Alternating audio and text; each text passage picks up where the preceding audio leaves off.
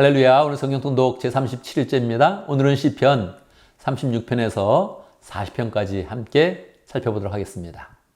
시편 36편에서 40편까지는 모두 다윗의 시입니다. 우리는 다윗과 하나된 마음으로 다윗의 정서를 따라가며 다윗의 영성을 쫓아서 예수님을 만난다, 이런 마음으로 묵상을 하면 좋겠습니다. 시편 36편은 다윗이 악인에 대한 그런 이야기로 1절에서 4절까지 시작하고 있습니다. 악인을 보면 악인이 잘 되는 것 같고 여러 가지 그런 감정들이 자꾸 드는 거죠. 그런데 악인을 이야기한다면 우리는 선한 사람을 대칭적으로 생각할 것입니다. 그런데 다윗은 그렇게 하지 않습니다. 왜 그렇습니까? 악인과 선한 사람이 싸우면 악인이 이길 때가 많은 것이죠. 그래서 악인을 대칭적으로 선한 사람을 그렇게 이야기하지 않고 우리 주님을 대칭적으로 사용하고 있습니다.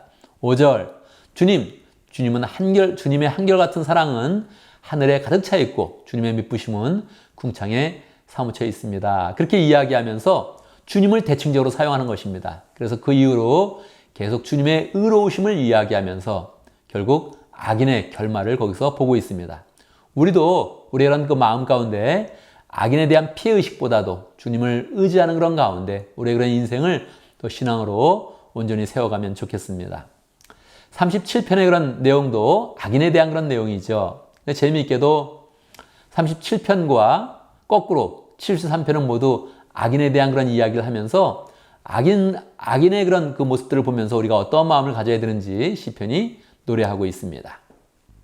1절, 악한 자들이 잘 된다고 속생하지 말며 불의한 자들이 잘 산다고 해서 시세하지 말아라. 그렇게 이야기하고 있습니다.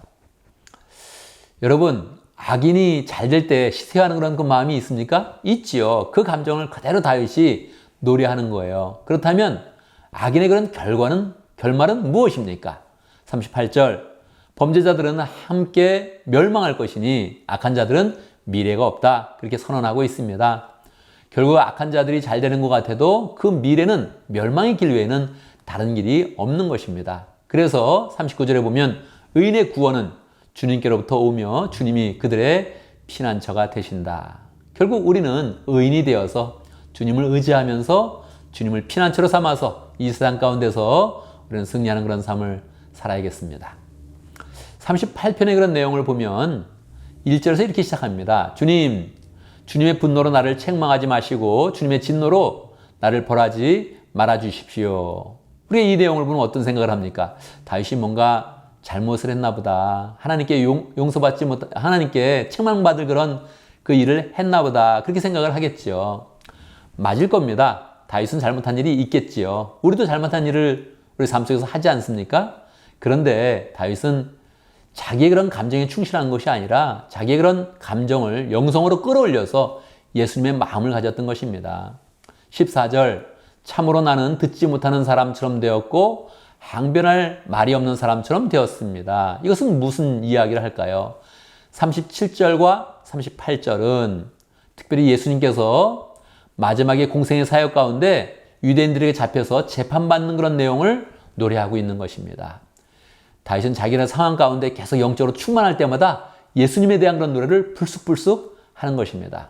그래서 우리도 늘 우리의 그런 삶 가운데 내가 이렇게 어렵다 생각하지 말고 어려운 가운데서 예수님의 어려움과 고난을 생각하면서 그 마음을 신앙으로 승화시켜서 예수님이 그 고난 가운데서 다 이겨내시고 부활하셨던 그런 삶을 기억하며 우리도 부활의 그런 승리로 나가야겠습니다. 39절도 또 죄에 대한 그런 내용이고 이것은 특별히 다윗이 노년에 자기의 인생을 돌아보면서 용서를 구하는 그런 기도를 드립니다. 이걸 보통 참회시다 이렇게 이야기하는데요. 시편에는 참회시가 7편 나와 있고 그중에 6편을 다윗이 기록을 했습니다. 참회시를 보면서 우리는 다윗이 지었던 그런 밧세바 사건이라든지 다윗의 그런 잘못을 떠올릴 수 있습니다. 맞습니다. 다윗은 자기의 그런 잘못을 생각하면서 참회시를 썼습니다. 그런데 우리는 그것이 다윗의 개인의 그런 시가 아니요, 예수님께서 우리의 죄를 지시고 십자가에서 하나님께 기도하는 그런 내용이다. 이렇게 읽으면 더 좋겠고, 또 우리가 죄를 지었을 때 이러한 시를 통해서 하나님의 용서를 구하는 그런 기도로 나아가면 우리는 참으로 좋겠습니다.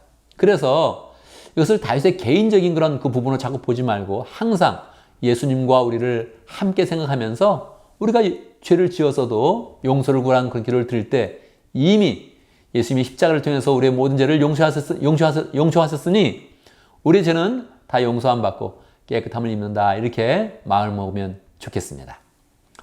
마지막 40편입니다. 40편은 하나님께 도움을 구하는 그런 기도입니다. 1절. 내가 간절히 주님을 기다렸더니 주님께서 나를 굽어보시고 나의 울부짖음을 들어주셨네. 1절에서 바로 다윗은 어려움 가운데서 하나님께서 들어주시고 자기의 그런 기도에 응답하시는 그런 확신을 나타내고 있습니다. 계속적으로 그 내용이 이어지고 있는데요. 그런데 16절까지 이어지다가 17절에서 보면 재미있습니다. 다시 계속 확신 가운데 서 있고 신앙 가운데 서 있는데 제가 한번 17절을 읽어보겠습니다. 주님은 나를 돕는 분이시요 나를 건져주시는 분이시니. 맞지요? 나의 하나님 지체하지 말아 주십시오. 이렇게 하면서 시편을 딱 맞추는 것입니다. 이것이 무엇입니까? 그런 확신 가운데 있어도 하나님의 도우심이 있고 은혜가 있어도 또다시 하나님의 그런 구원의 손길이 필요하다. 이것을 고백하는 것입니다. 그렇습니다. 우리는 늘 하나님을 신뢰하고 우리는 확신 가운데 살아갑니다. 그럼에도 불구하고 다시 우리는 하나님의 손길과 사랑과 은혜가 계속적으로 필요한 것이니 하나님 지체하지 말고 나를 도와주십시오. 이렇게 고백하게 되는 것이죠. 그 마음을 가지고 시편의 말씀을 음미하면 좋겠습니다. 우리는 다시 또 시편 5편을 묵상을 했고요. 내일 한 번 더 시편 5편을 더 음미하고 우리는 민수기로 넘어가겠습니다. 감사합니다.